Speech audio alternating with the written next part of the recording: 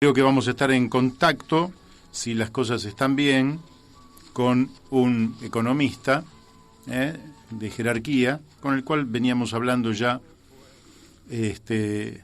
sobre temas que son absolutamente candentes. Estoy hablando con Alexis Dritsos. Alexis, buenos días, ¿cómo estás? Hola Mario, ¿cómo andás vos? Bien, muy bien, un gustazo. Igualmente. Bueno, Alexis, en medio de esta cuarentena, que yo creo que no habíamos hablado, desde que se inició la cuarentena. Es cierto, es cierto. Nosotros seguíamos la suerte de quienes habían comprado una casa a través de los créditos UVA, que había un conjunto de deudores que habían sido castigados por estas variables macroeconómicas que tiene la Argentina. Me gustaría que nos dijeras cómo están estos deudores en este momento y cómo se está manejando la situación de estos créditos. Bueno, esto quería hacer una reflexión porque estuve escuchando parte del programa, esto que vos decías, ¿no? El sueño y lo que decían algunos de los interlocutores que entrevistaste, en donde tenemos que pensar el país que falta cambiar, y una de las cosas es esto que vemos con los créditos UVA, no es más ni menos que la reforma que es necesaria al sistema financiero. Ahora voy a referirme a los UVA, pero creo que esto se inserta dentro de esa problemática y que no ha sido abordada realmente todavía por el gobierno. Y yendo en específico a lo de los créditos UVA, básicamente la gente sigue sujeta a un mecanismo que actualiza el capital, lo indexa a partir de cómo evoluciona la inflación, y las opciones que le han dado, que son atenuantes, porque en realidad el reclamo original de los tomadores de los créditos es la eliminación del sistema indexatorio con estas características, algo que hemos charlado y debatido, no ha tenido eco, y entonces el gobierno actual le dio las siguientes posibilidades. Por un lado, aquellos que siguen pagando les permite congelar la cuota con los valores de marzo hasta fin de septiembre y pagar luego de ese proceso las diferencias que hubieran surgido de haber aplicado la actualización del UVA en 3 cuotas. O sea, marche preso, lo atenuaron un poco, pero paga. Segunda opción, pueden decidir no pagar, e inclusive les permiten cortar el débito automático, las cuotas que van de abril a fines de junio, y pueden cargar esas cuotas que vencían en esos meses al final del crédito con la tasa normal, con lo cual es como que crecieran 3 cuotas al fin del proceso, cosa que yo les recomiendo mucho hacer a los tomadores, ¿no? Patearlo bien lejos, y quizás el día de mañana eso se acomode de otra manera, y estos 3 meses tenerlos sin tener ese costo adicional.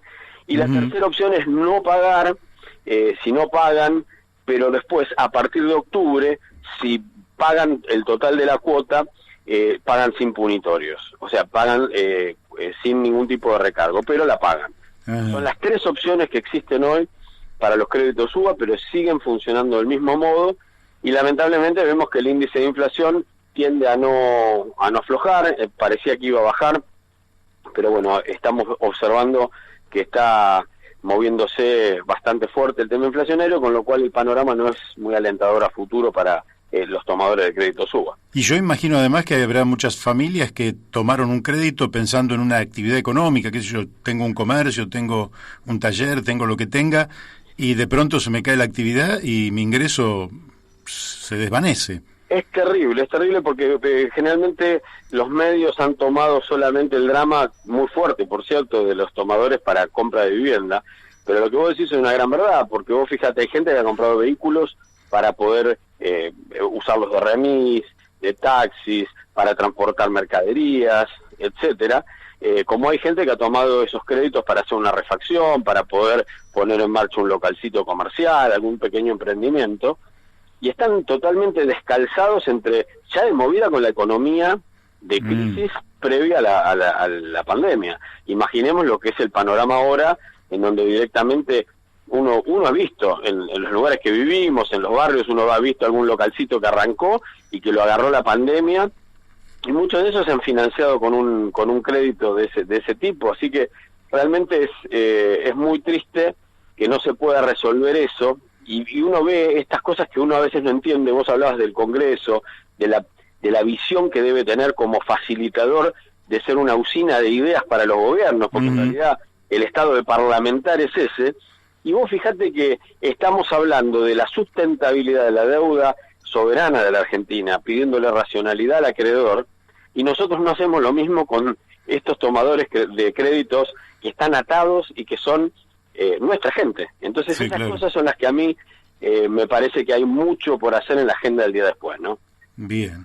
Siguiendo con el UVA, yo noté como algo positivo que se pudiera ahorrar en pesos a través del UVA, es decir, que alguien guarda 100 pesos, los ahorra, eso le da una tasa de interés muy chiquitita, según Miguel Pese, del 1,5% anual, pero en definitiva vos mantenés constante el poder adquisitivo de esos 100 pesos, con lo cual permitiría ir dejando de lado el dólar como fórmula de ahorrar y empezar a ahorrar en pesos y generar crédito también en pesos. ¿Cómo ves vos este mecanismo? Bueno, desde el punto de vista del ahorro, es cierto, el modelo son plazos fijos a 90 días con la posibilidad de precancelarlos a los primeros 30. Si se siguiera a los 90 días, la tasa de interés sería del 1% anual por arriba de lo que evolucionó la inflación. Entonces, se estaría dando prácticamente que los pesos que vos pusiste al principio comprarían la misma cantidad de productos y servicios al final del proceso promedio, ¿no? Porque claro, convengamos que a veces tenemos, y esto es interesante remarcarlo, vos viste que a veces la inflación da un porcentaje de variación del índice de precios, que es un número índice, pero nosotros de golpe en una canasta personal, por ejemplo, un jubilado, los medicamentos no evolucionaron como la inflación, superaron. Claro. O los alimentos superan el índice de inflación. Entonces depende mucho de cuál es la canasta que una familia o una persona aplica para ver si está peor o mejor, inclusive contra inflación. Por eso son temas bastante complejos. Es cierto que es un intento de buscar eso. Yo creo que de todas maneras hay dos cuestiones importantes para que esto cambie. Esencialmente, para tener confianza en la moneda propia, necesitamos un proceso de inflaciones razonables a lo largo del tiempo, que es uno de los grandes desafíos de la Argentina y que trasciende las fronteras ideológicas. Vos fíjate que países que han oscilado entre gobiernos de izquierda democrática o centro derecha han tenido procesos exitosos y no tienen discusión ideológica en términos de la lucha contra la inflación. En Argentina no lo podemos lograr, y creo que esa es la base importantísima para lograr que cambie la mentalidad. Y después el tema de los bancos, porque sí, cuando yo hice mención al sistema financiero, nosotros nos olvidamos a veces de pensar que parte de la desconfianza, además de la propia inflación, es lo que ha hecho los gobiernos y lo que han hecho los propios bancos. Nunca han jugado de manera limpia a favor de ser la palanca del desarrollo económico de las empresas y de las propias familias para sus procesos y sus proyectos personales, como es una vivienda, tener un vehículo, poder poner un comercio. Entonces, se retroalimenta el proceso inflacionario, gobiernos permisivos con esos abusos y aparte gobiernos abusadores de la confianza pública y sistema financiero jugado totalmente a la usura y al negocio fácil. Entonces, ese círculo me parece que es mucho más complejo de desatar que solamente el hecho de tener un depósito que acompañe, que es un punto, pero bueno, me parece que estamos lejos todavía de tener un instrumento confiable para depositar en pesos que sea de uso masivo, ¿no? Claro, la ley de entidades financieras, bueno, vos sabés que viene de la dictadura, lo sabemos todos, ya es de la democracia, digo yo, porque después de tantos años es de la democracia.